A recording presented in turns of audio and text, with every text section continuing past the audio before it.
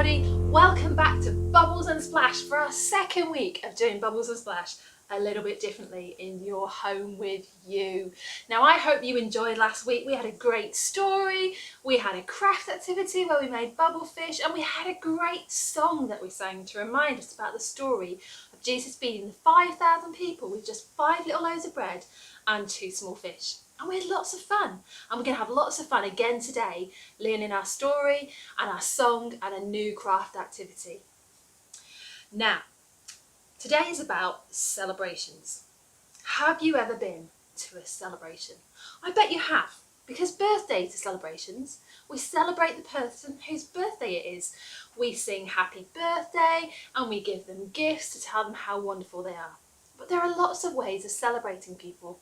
We celebrate people when we clap, just like that. We clap to say, well done, you were great, you were wonderful, and we celebrate them.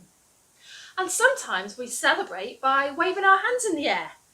If you go to a concert, sometimes people will wave their hands in the air to celebrate and say how wonderful it is. And our story today is about a king, and people wave stuff at the king to tell him how wonderful they were. Now we have a queen in this country, and often when people go out and they see her on the street, they'll wave something as well. They'll wave a flag like this to celebrate how great she is, and this is the flag of our country. And they'll wave their flag and they'll tell the queen how wonderful she is by waving their flag. So our story today, the people didn't wave flags, but they waved palm leaves, and we're going to be making some of these later in our craft activity. They waved palm leaves in front of Jesus to tell him how wonderful he was. So shall we get into our story to find out what happened? So, Jesus was out with his disciples in the countryside, and it was the week before Easter. And he decided he was going to ride down into the city of Jerusalem. So he called his disciples to him and said, will you go and find me a donkey in that town over there? Because in that town over there, there'll be a donkey waiting for you. And if anybody asks why you're taking the donkey, then you're to say, the Lord needs it, and they'll let you take it. So off the disciples toddled, off they went, and they went to find the donkey. And they found the donkey and they brought it to Jesus, and it didn't have a saddle on it, so it wouldn't have been very comfortable to ride. So instead they threw their coats and their cloaks onto the donkey to make it comfortable for Jesus. Now, why would Jesus want a donkey? Why not a horse? Because a horse is much bigger and probably more comfortable, and kings and people who are important tend to ride on horses. So why a donkey?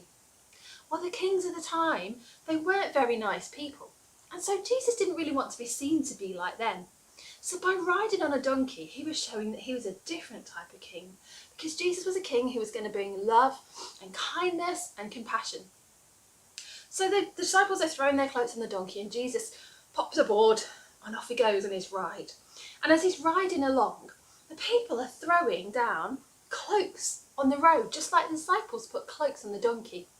And they're throwing their cloaks on the road so that the donkey doesn't have to walk in the dusty earth. And they're waving palm leaves from the trees nearby. Just waving whatever they could find their hands on.